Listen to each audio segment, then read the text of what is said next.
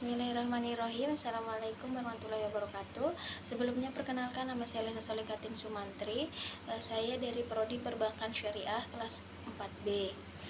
Video kali ini saya buat untuk memenuhi salah satu tugas mata kuliah Fatwa Bisnis Syariah. Baik, pada video kali ini saya akan membahas mengenai Fatwa DSN MUI tentang musyarakah. Adapun pokok pembahasannya, yang pertama yaitu pengertian musyarakah, kemudian dasar hukum musyarakah, rukun dan syarat musyarakah, yang keempat implementasi musyarakah dalam lembaga keuangan syariah, dan yang kelima yaitu fatwa DSN MUI tentang musyarakah. Baik, yang materi yang pertama yaitu pengertian musyarakah. Jadi secara bahasa, musyarakah sering pula disebut dengan syirkah, yang bermakna ihtilat atau pencampuran, yakni bercampurnya salah satu dari dua harta dengan harta lainnya tanpa dapat dibedakan antara keduanya. Musyarakah juga bisa berarti seseorang mencampur hartanya dengan harta orang lain, dengan mana salah satu pihak tidak menceraikan dari yang lainnya. Sedangkan secara etimologis, musyarakah adalah penggabungan, pencampuran, atau syarikat. Musyarakah berarti kerjasama, kemitraan, atau dalam bahasa Inggris disebut partnership. Nah, secara terminologi, musyarakah berarti akad di antara dua orang atau lebih untuk berserikat dalam modal dan keuntungan. Musyarakah adalah akad kerjasama yang terjadi di antara para pemilik modal atau mitra musyarakah untuk menggabungkan modal dan melakukan usaha secara bersama dalam suatu kemitraan dengan nilai pembagian hasil sesuai dengan kesepakatan, sedangkan kerugian ditanggung secara proporsional sesuai dengan kontribusi modal. Berdasarkan pengertian musyarakah di atas, maka dapat disimpulkan bahwa musyarakah adalah kerjasama antara dua orang atau lebih dalam suatu usaha tertentu, di mana para pihak masing-masing memberikan kontribusi dana secara bersama-sama dalam keuntungan dan kerugian ditentukan sesuai perjanjian yang telah disepakati. Baik, materi yang kedua yaitu dasar hukum musyarakah. Jadi musyarakah merupakan akad yang diperbolehkan berdasarkan Al-Quran, Sunnah, dan juga ijma'. Berikut contoh dari Al-Quran, yaitu ada dalam penggalan surat An-Nisa ayat 12 yang berbunyi Bismillahirrahmanirrahim. Fa in kanu aktsara min dzalika fahum syuraka'u fis sulus, yang artinya yaitu tetapi jika saudara-saudara seibu itu lebih dari seorang, maka mereka bersama-sama dalam bagian yang sepertiga itu. Quran Surat An-Nisa ayat 12. Contoh yang selanjutnya yaitu ada dalam surat Sad ayat 24 yang berbunyi Bismillahirrahmanirrahim. Qala laqad dzalamaka bisu'ali na'jatika ila ni'aji wa inna katsiran minal hula ilaya bagi ba'duhum ala ba'din illal ladzina amanu wa amilus solihati wa qalilum mahum wa dhanna Dawudu annama fatannahu fastaghfara rabbahu wa kharra raki'aw wa anaba, yang artinya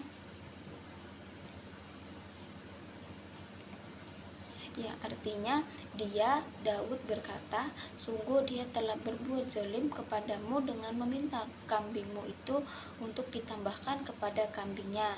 Memang banyak di antara orang-orang yang bersekutu itu berbuat zalim kepada yang lain kecuali orang-orang yang beriman dan mengerjakan kebajikan, dan hanya sedikitlah mereka yang begitu. Dan Daud menduga bahwa kami menggunjing, maka dia memohon ampunan dan Daud menduga bahwa kami mengujinya, maka dia memohon ampunan kepada Tuhannya, lalu mengukur sujud dan bertobat. Quran Surat Sad ayat 24. Nah, dalam surat An-Nisa ayat 12, pengertian syirkah adalah bersekutu dalam memiliki harta yang diperoleh dari warisan. Sedangkan dalam Quran surat Sad ayat 24, lafal al-hutta diartikan syirkah, yakni orang-orang yang mencampurkan harta mereka untuk dikelola bersama. Kemudian dasar hukum yang selanjutnya yaitu sunnah atau landasan dalam hadis Rasulullah. Di sini ada 3. Yang pertama yaitu dari Abu Hurairah. Ia merafa'akannya kepada Nabi. Beliau bersabda, sesungguhnya Allah berfirman, aku adalah pihak ketiga dari 2 orang yang berserikat, selagi salah satunya tidak mengkhianati temannya, apalagi berkhianat kepada temannya, maka saya akan keluar dari antara keduanya. Riwayat Abu Dawud, hadis sahih menurut Hakim. Sedangkan contoh yang kedua yaitu aku Allah adalah orang ketiga di antara 2 orang yang saling bersyirkah atau musyarakah selama salah satu keduanya tidak mengkhianati kawannya, dan ketika sudah ada yang mengkhianati maka aku Allah akan keluar dari antara mereka. Hadis yang ketiga yaitu dari As-Saibi Al-Mahjumi radhiyallahu anhu, bahwa sesungguhnya ia adalah sekutu Nabi sebelum Nabi diutus. Kemudian ia datang pada hari pembebasan kota Mekah, maka Nabi bersabda, selamat datang kepada saudaraku dan teman serikatku. Riwayat Ahmad, Abu Dawud, dan Ibnu Majah. Landasan dari beberapa hadis tersebut jelas bahwa dapat dikatakan musyarakah merupakan akad yang dibolehkan oleh syara. Bahkan dalam hadis yang ketiga dijelaskan bahwa musyarakah merupakan akad yang sudah dilaksanakan sebelum Islam datang, setelah Islam datang. Kemudian akad tersebut diterapkan sebagai akad yang berlaku dan dibolehkan dalam Islam. Dasar hukum yang ketiga yaitu ijma'. Ibnu Qudamah dalam kitabnya Al-Mughni telah berkata, kaum muslimin telah berkonsensus terhadap legitimasi masyarakat secara global walau terdapat perbedaan pendapat dalam beberapa elemen darinya. Nah, berikut juga ada landasan pertimbangan yuridius, yaitu landasan hukum berdasarkan fatwa DSN MUI nomor 08 garing DSN MUI garing 4/2000 tentang pembiayaan musyarakah. Lanjut memasuki materi yang ketiga yaitu rukun dan syarat musyarakah. Yang pertama rukun. Jadi rukun dari pembiayaan musyarakah yaitu ijab qabul atau sigat, adalah adanya kesepakatan antara kedua belah pihak yang bertransaksi. Rukun yang kedua, 2 pihak yang berakad atau akidani dan memiliki kecakapan melakukan pengelolaan harta. Rukun yang ketiga, objek akad atau mahal, yang disebut juga ma'qud alaih, yang mencakup modal atau pekerjaan. Nah, rukun yang keempat yaitu nisbah keuntungan atau bagi hasil. Nah, selanjutnya yaitu ada syarat dari pembiayaan musyarakah. Syaratnya yaitu tidak ada bentuk khusus kontrak. Berakad dianggap sah jika diucapkan secara verbal, tertulis, kontrak dicatat dalam tulisan dan disaksikan. Syarat yang kedua, mitra harus kompeten dalam memberikan atau diberikan kekuasaan perwalian. Syarat yang ketiga, modal harus uang tunai, emas, perak yang nilainya sama, dapat terdiri dari aset perdagangan, hak yang tidak terlihat misalnya lisensi, hak paten, dan sebagainya. Syarat yang keempat yaitu partisipasi para mitra dalam pekerjaan adalah sebuah hukum dasar dan tidak diperbolehkan bagi salah satu dari mereka untuk mencantumkan tidak ikut sertanya mitra lainnya. Namun porsi melaksanakan pekerjaan tidak perlu harus sama. Demikian pula dengan bagian keuntungan yang diterima. Materi yang keempat yaitu implementasi musyarakah dalam lembaga keuangan syariah. Jadi musyarakah dalam konteks perbankan syariah berarti perjanjian kesepakatan bersama antara beberapa pemilik modal untuk menyertakan modal sahamnya pada suatu proyek. berkorelasi